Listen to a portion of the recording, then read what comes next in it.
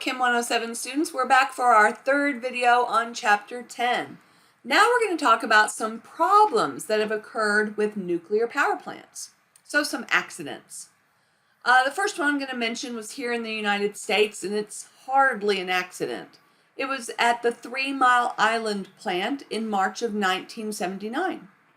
A stuck valve with no indicator released water, but the containment vessel held. So this valve stuck and released a little bit of the water, but it was really no big deal. A little bit of a radioactivity leaked. So the result of this was to add more sensors, better communication to the experts in Washington, and don't turn off the emergency cooling liquid. It's important. A 2002 study in the area reported that the cancer around there was no different than the rest of the nation. Other than this little scare where we did leak a little bit of radioactivity, we've had a good U.S. safety record. Nothing else has happened. That's it.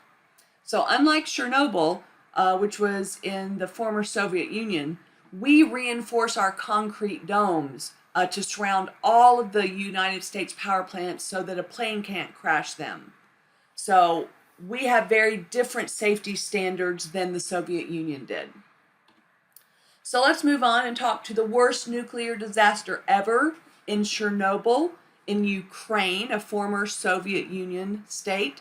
And this occurred in April 1986. So I hate to say this, but it's true. It was human stupidity that turned off the cooling system during a test. It's like, gee, what will happen if we turn off the cooling system? Well, it won't cool down. It'll heat up too much.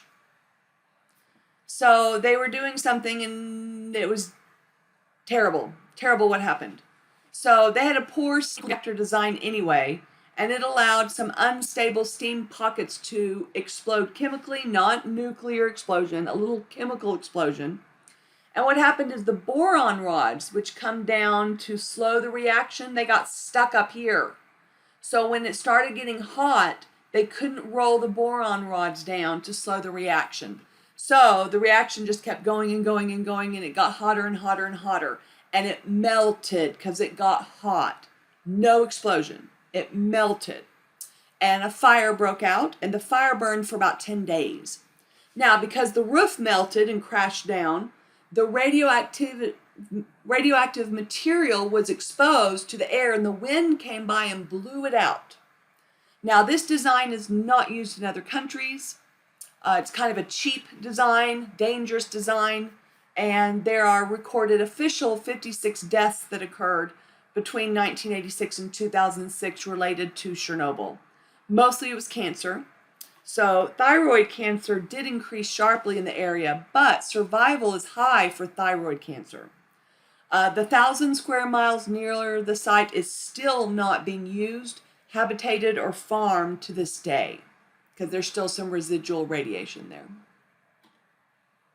Now, the next one you were alive for. This was the Fukushima Daiichi nuclear power plant. This occurred on March 11th, 2011. So you may remember this one. This was after a 9.0 magnitude earthquake hit Japan and followed by a tsunami. So, the reactor melted down after this 9.0 earthquake and tsunami. It actually survived the earthquake. It was the tsunami that did them in. Now, they had 6 reactors going. 1, 2, and 3 were online. 4, 5, 6 were not. They are the same design as the United States. Reactors 1, 2, and 3 automatically shut down after the earthquake for safety reasons, which was good. However, the following tsunami flooded the plant with water. This caused power to the cooling system to fail, so the reactors started to overheat. 1, 2, and 3 experienced full meltdowns, but at least they had been turned off before this. The heat destroyed the upper cladding of the buildings, housing reactors 1, 3, and 4. There was a chemical explosion, not nuclear, but a chemical explosion that damaged the containment of reactor 2. Multiple fires broke out in reactor 4. The fuel rod ponds overheated. Water started leaking. Water dropped and radioactive water escaped. So again, there was no big nuclear explosion, nothing like that. It melted the buildings. Water started leaking out, which had some radioactivity in it. Again, this was in March 2011. This was the 5th largest earthquake ever recorded. 12 million went without power.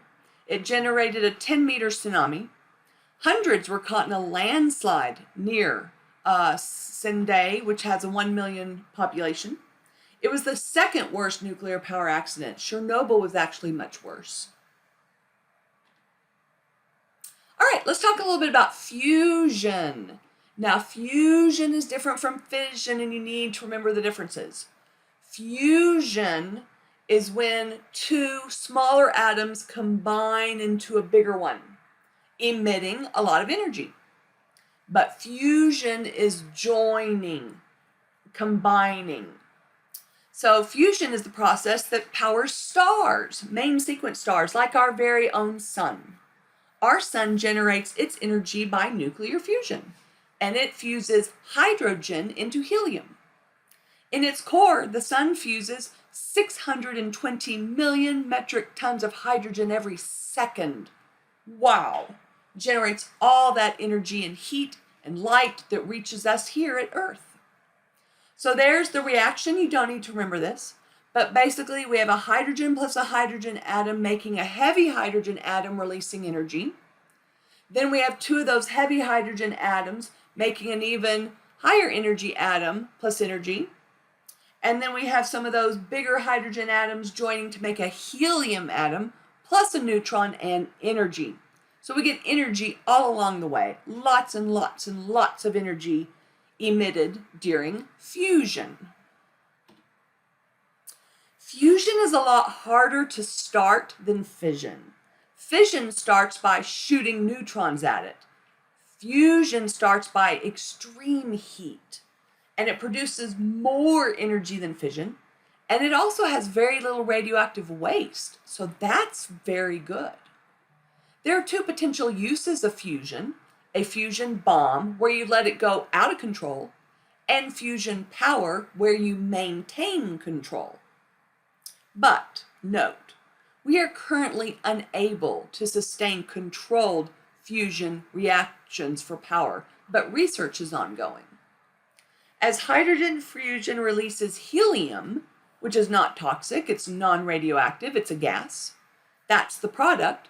Fusion power would solve our energy problems because there'd be no pollution, no greenhouse gases, no radioactivity. We would just make helium. We could put it in party balloons and talk really funny. Imagine that, all of our power problems solved by hydrogen fusing into helium. Boy, helium balloons would be really cheap then because we'd have lots of it. So no pollution, no greenhouse gases, very little radioactivity produced when we fuse hydrogen into helium. And we have plenty of hydrogen, unlike fossil fuels which are running out, or uranium. So fusion power would be amazing if we could do that, but no one's made the breakthrough yet. However, we can have fusion go out of control and make a bomb, so we do have fusion bombs. These are called hydrogen bombs, or thermonuclear warheads. They are different from fission bombs. So hydrogen bombs have never been used on people ever. We've never had one used in war. The fuel has to be highly compressed and at very high temperatures for fusion to begin. So how do we start this bomb? Well, we actually have a fission reaction initiating the fusion bomb. So usually it's plutonium-239. It's a little fission reaction. Boom, it goes inside the bomb, it produces heat, and that allows the fission to start, which is the big guns. Usually we use lithium deuteride. That's the main fuel, and it's stable at low temperatures. Deuterium-tritium fusion occurs once we get hot enough, and the fusion bomb is 700 times more powerful than little boy, the fission bomb. Wow, that's like 14 million tons of dynamite all in one bomb. So a fusion bomb is greater than a fission bomb. So I'm glad we've never actually used one. So the Teller-Ulam design was in 1951. The primary section, up at the top, is the fission bomb, which generates the heat needed. It's the trigger.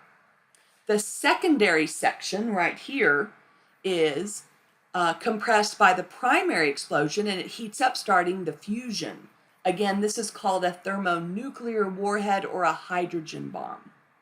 So you have a little fission bomb to start the fusion bomb. Here's a mushroom cloud from the Soviet 50-megaton Tsar Bomba, the largest weapon we've ever detonated. That was back in 1961.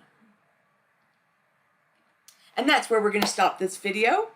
Hope you enjoyed us talking about fusion and nuclear accidents. See you later, Chem 107 students. Bye-bye.